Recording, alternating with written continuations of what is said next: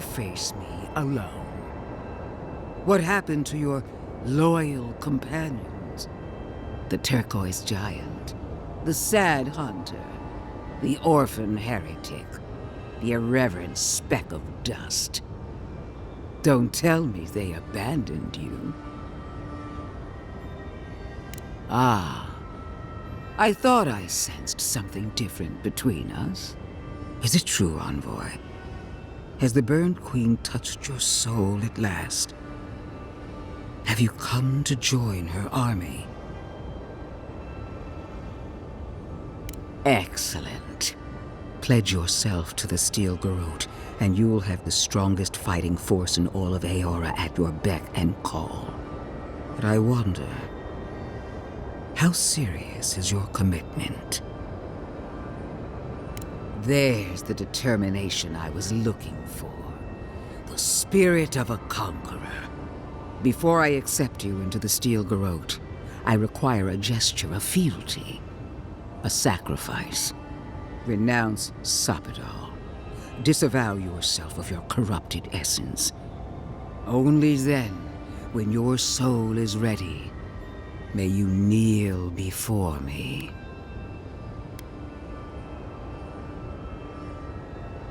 I see you're putting your education to good use. Renounce them again, Envoy. Once more. Say it.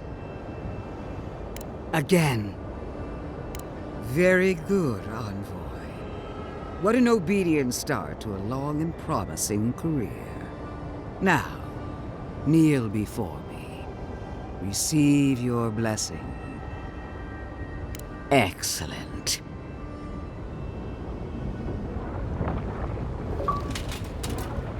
With this blade, I dub you a knight of the Steel Garrote, and a servant of the Burned Queen.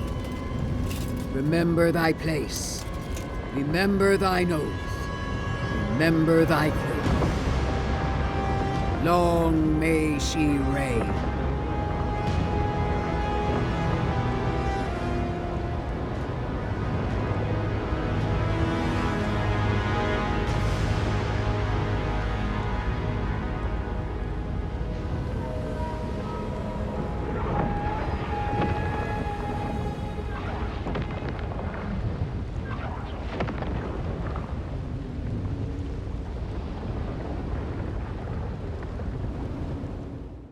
Silence falls over Paradis, as though the city is holding its breath.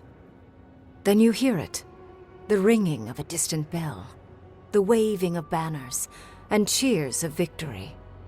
After a short and bloody conflict, the dust has finally begun to settle.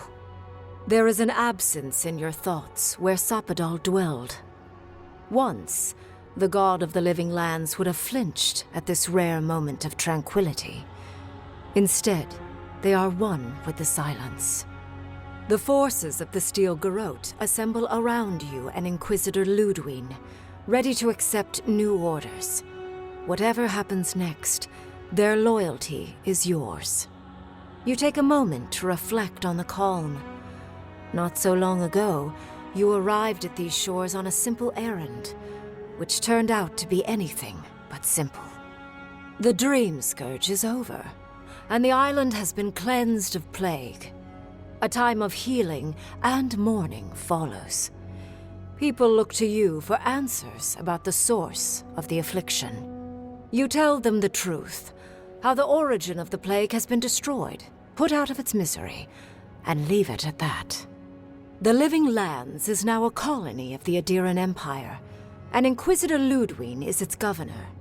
She rules with a strangling fist, outlawing all worship of the gods save for Wodica, and she replaces the settlement's leaders with loyal captains from the Steel Garrote. As her second-in-command, she charges you to tame the last of the frontier, and you work tirelessly to please her. An age of order and discipline is just over the horizon. The rebels of Paradis come to learn that resistance is futile. After the assassin Egwolf died in custody, many of his worst fears about the Empire are confirmed. Some of his people splinter off, while others abandon the fight entirely, Their alliance is never the same. The refugees of Emerald Stair find a cold welcome in the city of Paradise. Animancy is frowned upon, but their knowledge of agriculture is highly valued. The first bountiful harvest improves relations. The ashes of Fior Messiverno continue to smolder. Scavengers avoid the ruins, fearful of spirits unleashed by animancy gone awry. The once promising city is nothing but a cautionary tale.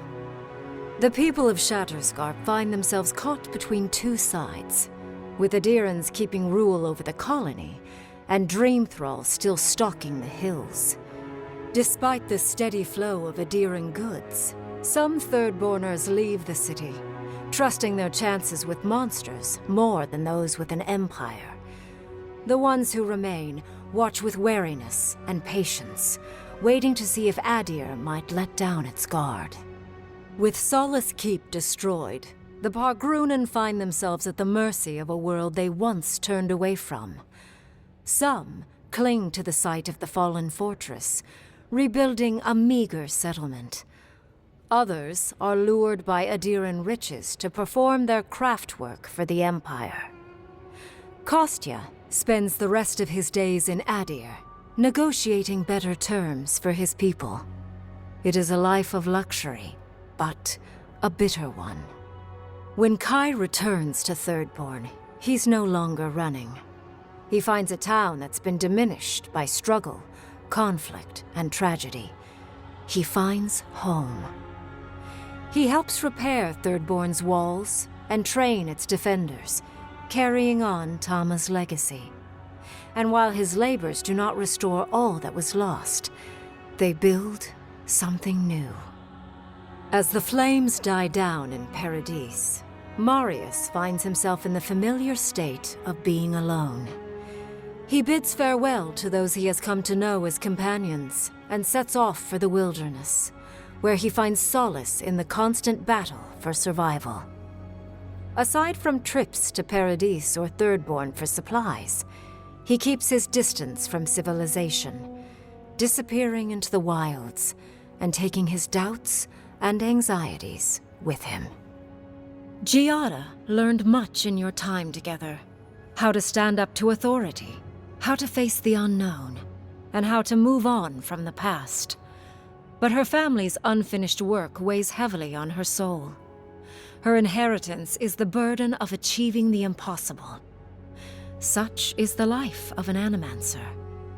At least now she has the right tools for the job, and new friends to help her through hard times. No longer under the threat of imminent death, Yardsley returns to the Animancers. Reunited with her beloved Quilici, she helps him and the Animancers as they put their lives together after the attack on Fior Messiverno. Eventually, she even has something nice to say to Vidaro. As the days pass in contentment and relative peace, Yardsley is struck by the persistent feeling that something is missing. Though she still devotes herself to her studies of both the arcane and the godless, the restlessness never goes away. Alone in your thoughts, you feel endless opportunities stretching out before you. This is the freedom Sapadal never had. You promise to cherish it. An eerie quiet pulls you out of reverie. Your enemies are vanquished, and you and Inquisitor Lodwyn stand triumphant. You take a moment to catch your breath and savor it, because everything is about to change.